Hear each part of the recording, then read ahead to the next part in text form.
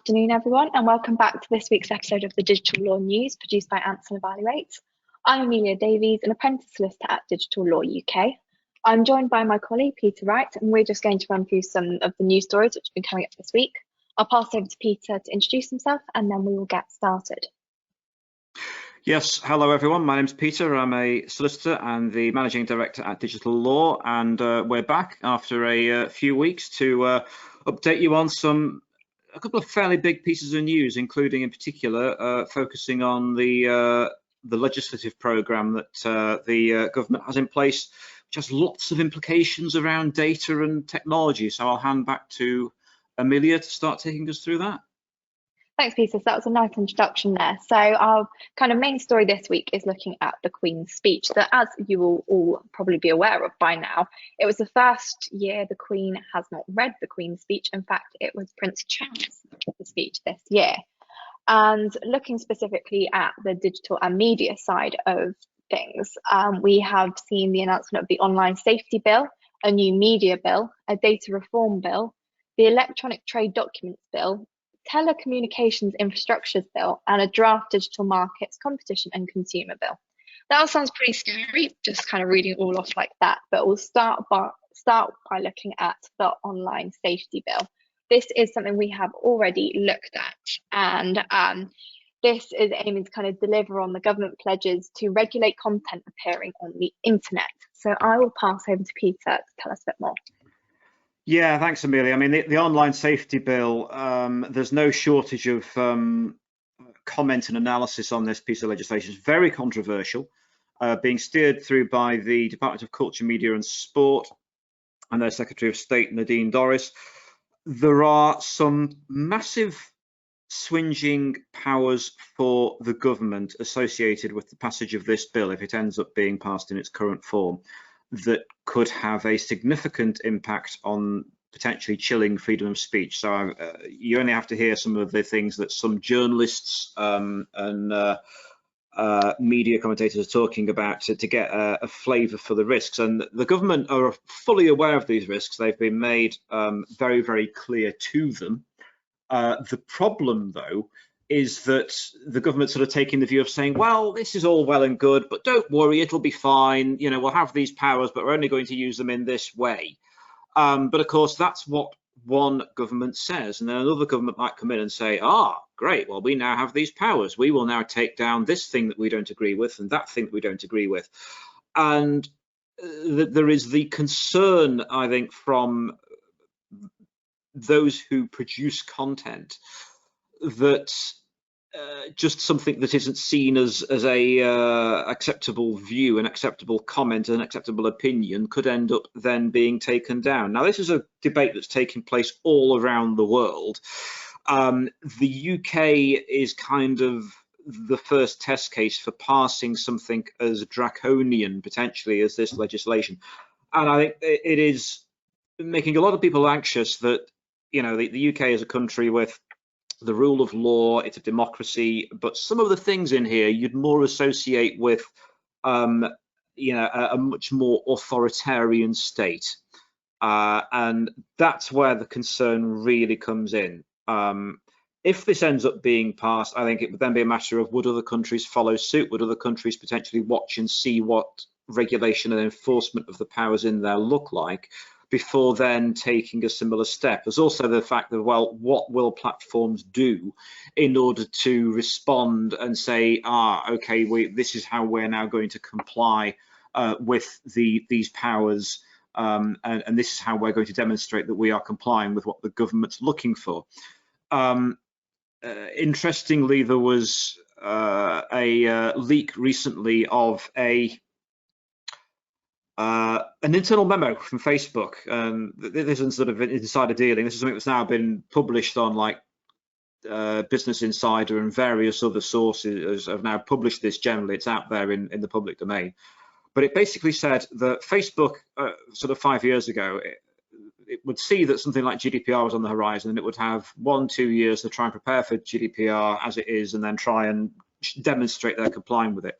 That, though, was in 2018. Now we find ourselves in 2022, where there is a raft of privacy legislation that came in last year in different countries, and a similar raft of measures coming in this year when we look at things like the California Privacy Rights Act and other associated bits of legislation in different countries all around the world. And the problem that Facebook is finding is that it simply isn't built in order to be able to comply with all of the requirements and to demonstrate that it is able to manage data in the way that these different regulatory systems are demanding. So, and that's a problem for all of these platforms that were built without privacy as we would refer to it now, and without these sorts of levels of privacy regulation in place. So this presents a massive challenge to Facebook, to other big tech companies, to try and comply with these quite draconian measures. So let's see what happens. Does the online safety bill get over the line in its current form? Does it end up being subject to a lot of lobbying and pushback so that what eventually staggers over the line bears no resemblance to what we have now? And then once it's in, what then happens in other countries? Do they then decide to follow suit with something similar, or do they water it down more? And then what's the position of the tech companies? How do they then respond to this? And ultimately, does it do what it's supposed to do, which is actually make it the online world somewhat safer, less harmful content, less images, I mean, the stuff that goes on, everything from promotion of child abuse to circulation of, how to undertake terrorist activity, illegal criminal activity, all these different things. The idea is the online safety bill will expunge all of this from the day-to-day internet for the majority of users. But will the outcome actually be what it says on the tin, or will it be something different? It'll be interesting to see what happens, like you say, Peter. And interestingly enough, you've spoken a lot about privacy here. So also announced in the Queen's speech was the data reform bill, which will aim to replace EU rules on data protection. And this is potentially quite a controversial bill that might make adequacy with the EU very difficult. So I'll pass over to Peter to unpick that. It will. I mean, we can't really go into too much detail on this. We took a look at the lobby briefing that was given to the press, a 150-page document after the Queen's speech was given. The Queen's speech itself is the thing that Prince Charles sat there and read out. The Crown was there represented on a cushion this year instead.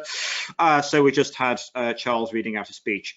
And the Queen then decided to go and see some horses a few days later. I think she felt that was a better use of her time, to be perfectly honest, but let's face it, at that age, you get to do what you want, don't you? You manage to get that far, and let's face it, she's Queen. If you don't want to go, she ain't going to go. But the point is that the actual speech itself is very, very short on substance. The government's going to do this, the government's going to do that. A bill to reform data is literally all it says. And then the lobby briefing was very, very short on substance, apart from, 150 words of text, most of which tell you absolutely nothing. God knows how they then made newspaper briefings on the back of that. It was just full of jargon and waffle, nothing actually in terms of this is what this legislation will look like. But the point here is that it said, oh, well, the current UK Data Protection Act 2018 is very prescriptive. Is it? We deal with this every day to advise our clients. I can tell you categorically that the DPA 2018 and indeed the UK GDPR and the EU GDPR don't tell you what to do. They say, here is a standard. They don't tell you how to achieve it. That's the opposite of prescriptive. But whoever was writing that summary, oh, yes, it's very prescriptive. We want to have a more relaxed data protection regime. Well, best of luck with that. Otherwise, you might lose your adequacy decision. So again, this is something rather easier said in a Queen's speech. Throw some red meat to the backbenchers who like the idea of, oh, well, let's scrap GDPR. I keep reading these articles, we're going to scrap GDPR. Really, how are you going to do that and then continue to have data flows from the EU, which, without getting into the nuts and bolts around Brexit, is the point is at the moment, because of adequacy decision, you can have a free flow of data of EU citizens to the UK and UK citizens to Europe totally unaffected. So literally like we're in the single market. Lose that adequacy decision and that ease of flow of data is going to be massively impacted. So yeah, data reform bill, lovely. What's it going to say? Thanks, Peter. So moving away from the Queen's speech here and to our next story, this is looking at an FOI response. So FOI is Freedom of Information, and it falls under the Freedom of Information Act. So a council has been accused of incompetence after it published personal details of dozens of special educational needs pupils. The Central Bedfordshire Council included the details in a Freedom of Information response earlier this week. The response had been published on a public website, which helps people submit the requests. So, I mean, if you're a regular listener, you will notice some rather glaring red flags here. You've got children's data for a start, then you've got the additional information about the fact they are special educational needs people, and this has been put online publicly. What a great start here. I'll pass over to Peter to continue with this. Yeah, I mean, this is just, council's been accused of incompetence. I think that's the polite way of saying it. When it comes to responding to an FOI request, you do have a time limit. So you're supposed to do it within 30 days, but very often you can say, oh, if we aren't doing it in 30 days, if you go back to the requester and say, look, it's going to take a bit longer, very sorry, but you can, if you've got a lot of stuff to review, take the time to do it properly. Make sure you've got software that does good redactions, and then make sure that you're looking out for the red flags, like personal data. I mean, that's an obvious one. There's a load of different exemptions in the Freedom of Information Act that say, well, oh, we have to hold this back because it's commercially sensitive, or it's confidential, or it could have other implications. There's loads of reasons why data could be redacted, but the fundamental basic one is this refers to third-party personal data, and in this instance, it's third-party personal data of vulnerable people because they're children and they're in that receive special educational needs. So that should have been, special category data and shouldn't have been touched with a barge pole. And yet it was disclosed, and then they've disclosed it to one of the Freedom of Information Act sites, whereby literally an individual can say, I want to make a request of my local authority and ask to go about XYZ, and the local authority can then reply through the website. Should make it nice and straightforward and quick, shouldn't it? Well, in this instance, it meant that they published all that information online. The fact that it says the council has apologised and referred itself to the Information Commissioner, I should think so. And I think they should probably, apologise and ask for the last 20 years to be taken into account while they're doing it, perhaps. Because this is just shocking, and I hope the ICO does investigate and probably will enforce with a massive fine, because most of the regulation and enforcement since even the old Data Protection Act was being carried out was usually on the public sector, councils, local authorities, and quangos that were habitually failing to do this. And then after a while, you thought, oh, it must be getting to the point now where we're moving into more advanced stuff, and that the public sector is no longer making these mistakes. And yet it's happened, and this is coming down to a fundamental purpose that they should be undertaking, and they should be doing this securely. So it's a really worrying one, and I think unfortunately Central Bedfordshire Council is going to find itself nailed to the wall as an example to everyone else. Well, it's funny you mention an example to everyone else, because in fact in the same week, children's data breaches in council. I mean, I was quite surprised myself to read not once but twice in the same week, a council has accidentally published personal details of 5 school children in a publicly accessible meeting document. So this is in relation to a Cornish council. They have apologised for the data breach, which included names, addresses, dates of birth, and even in one case, a mobile phone number of a pupil. This was in relation to the School Transport Appeals Committee. And I mean, essentially everything you've just said applies here, Peter, but this is awful. Indeed, and let's have a look again at the list of sensitive information. So it's the children's names, it's the name of the school where they are, it's their home addresses, it's their date of birth. If you wanted someone to be able to work out, oh, that's where they were, where they live, and that's where they go to school, and be able to work out where that child could be found, we've just given that information out and leaked it online. And there's no risk around that, is there? I mean, it's interesting that the council says this was published in full on the council's website as a result of human error. You don't say. Unfortunately, it is always the soft squidgy thing behind the keyboard that's usually responsible for these mistakes, and that's indeed what's happened here. But it's, it's in fact, it's not just the children, it's also their parents, so including email addresses, phone numbers, and associated information. Fantastic. The published documents included the full educational health and care plan, so health data, educational data, included, and extracts from court documents. So this just gets worse and worse. I think the point here is that, in organizations like local authorities that handle personal data habitually day to day, this stuff simply can't be allowed to happen. The reason being that it removes then the confidence of the public in the services that are being provided by their government at a local level. And therefore it's just a matter of hopefully trying to make sure that these things don't happen again. So again, this one I'm sure will end up being investigated and enforced by the ICO. Thanks, Peter. So moving on to a slightly different outlook here. So we will be looking at the hackers Killnet. They have announced global cyber security attacks against a number of countries, including the UK, for standing up to Vladimir Putin's war in Ukraine. So the hacktivists actually attempted to hack the Eurovision Song Contest. They announced in the early hours of Monday morning that the Italian state police had disrupted the cyber attacks over the weekend. And in the same kind of announcement, Killnet declared war on 10 countries, including the vast majority of those in the Eurovision contest. So, I mean, this here is kind of looking at more of a geopolitical side of cyber security. So I'll pass over to Peter to continue with that. It is. I mean, we've talked a lot about the sort of both the cyber attacks undertaken by Russia on Ukraine, and indeed some of those in response from Ukraine back to Russia at the start of the main invasion in February of this year. I think the point here, though, I mean, it's interesting that these hackers are saying, well, we're going after all these countries that hate Vladimir Putin's Russia. When I was just reading today about the fact that Italy actually there's a lot of sympathies both on left and right with Putin and the Russian regime there. There's a big crack appearing in NATO. Yet even Italy was hacked in this instance, or the police certainly.